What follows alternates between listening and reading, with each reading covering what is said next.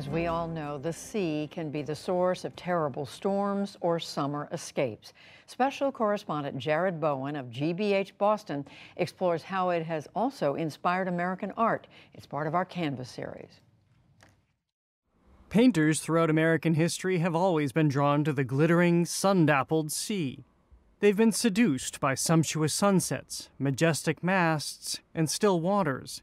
Not to mention the spitting, tempestuous opposite that also attracts artists.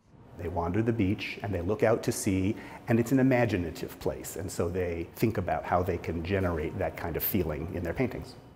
Like the valor of an unyielding naval commander, the solitude of abandonment, or the feeling of just traveling by ferry on a gray day.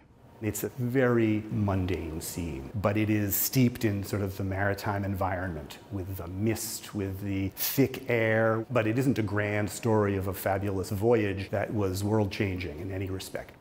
That's the point of In American Waters, a show that longtime maritime art curator Dan Finnemore has been wanting to do for years, featuring work that, well, rocks the boat when it comes to perspectives in marine painting. Kay Walking Stick is an artist who has always visited the New England coast in her summers and only recently began to paint it. And it shows a breakwater, but then it's overlain by her design of a Native American basket motif.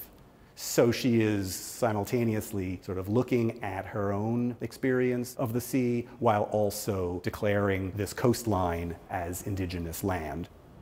Here you'll also find a seascape abstracted, immigrants anticipating hope on the horizon, and a departure from that denizen of the desert, Georgia O'Keeffe. What she saw at night in particular is the beach before her, the far distant horizon with a lighthouse, the wave rolling at her, and the vacant space that is everything where the narrative should be. It's a fitting show for the Peabody Essex, the nation's oldest continuously operating museum.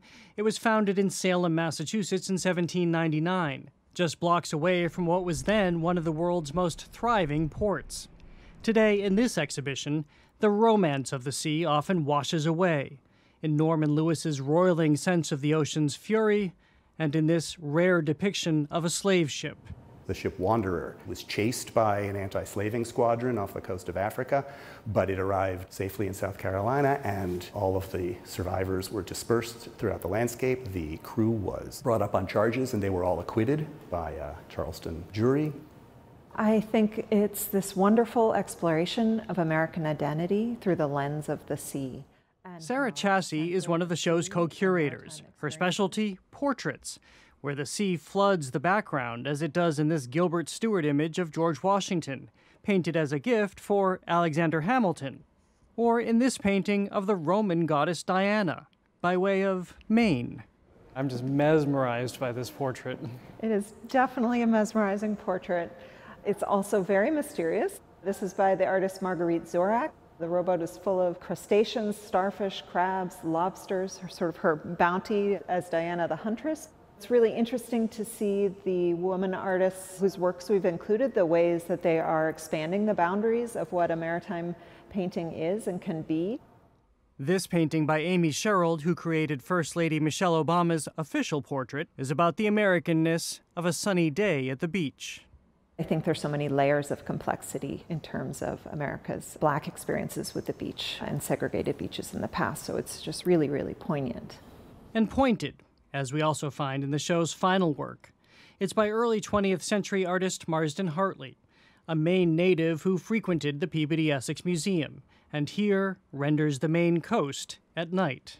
It is simultaneously calming and threatening. We wanted to end the show with that kind of a message, that the sea is many things, something to be wary of, to take note of, and has an impact on everybody's life. For the PBS NewsHour, I'm Jared Bowen in Salem, Massachusetts.